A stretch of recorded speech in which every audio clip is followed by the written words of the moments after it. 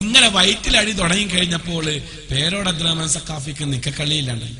പേരോട് അബ്ദുറഹ്മാൻ സഖാഫി ഉടനെ ആളുകളെയൊക്കെ വിളിച്ചു ചേർത്തിട്ട് ഇതിനെതിരെ ഒരു ഉപദേശം കൊടുക്കുന്നുണ്ട്. അതായത് പേരോട് അബ്ദുറഹ്മാൻ സഖാഫിയുടെ അടുക്കൽ ആൾക്കാർ ഈ പരാതി പ്രവാഹവുമായിട്ട് വന്നു. ഇനി ജനങ്ങളെ പിടിച്ചു നിർത്താൻ പറ്റൂല എന്ന് ബോധ്യപ്പെട്ടപ്പോൾ പേരോട് അബ്ദുറഹ്മാൻ സഖാഫി ഒരു ഫത്വ ഇറക്കുന്നുണ്ട്. ആ ഫത്വയും കൂടെ കേട്ടിട്ട് നമുക്ക് പിരിയാം. നല്ല സുന്നത്ത് ജമാഅത്തിൽ ഉറച്ചു നിൽക്കുന്ന മുതഅല്ലിമീങ്ങളും മുഅ്മിനീങ്ങളും തന്നെ സുന്നിയല്ലാത്തവന് പ്രസംഗിക്കുന്ന സദസ്സ് പോയിട്ട് അടുത്തോ ദൂരെയോ നിന്നിട്ട് കേൾക്കുക. കടുത്ത ഹറാം, കേൾക്കൽ ഹറാം. പിന്നെ ആഖിറത്തിലെത്തിയിട്ട് ഉലമാര് പറഞ്ഞില്ല എന്ന് പറയണ്ട, കേൾക്കൽ ഹറാം.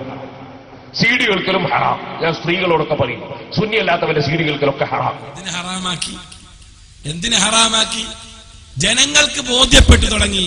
ഈ തള്ളലും കൊള്ളലുമെല്ലാം ജനങ്ങൾക്ക് മനസ്സിലാകാൻ തുടങ്ങി.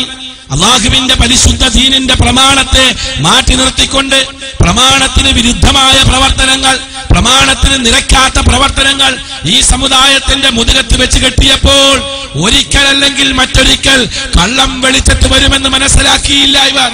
അപ്പൊ ജനങ്ങൾ കാര്യങ്ങൾ മനസ്സിലാക്കിയപ്പോ മാലക്കം മൗലൂദിനും ജനങ്ങളെ ആളുകളെ മുസ്ലിയാക്കന്മാരെ സ്വീകരിക്കാണ്ടായി, വിളിക്കാതെയായി. അപ്പോ ചെയ്തൊരു പരിപാടിയാണ് ഇത് കേക്കൽ ഹറാമ്. ഇനി മുസ്ലിയാക്കന്മാര് പറഞ്ഞു തന്നില്ല എന്ന് പറയണ്ട സഹോദരങ്ങളെ. ഇതാണ് ഇപ്പോഴത്തെ നമ്മുടെ നാട്ടിലുള്ള സുന്നികൾ എന്ന് പറയപ്പെടുന്നവരുടെ അവസ്ഥ. ഇത് ഇത്രയും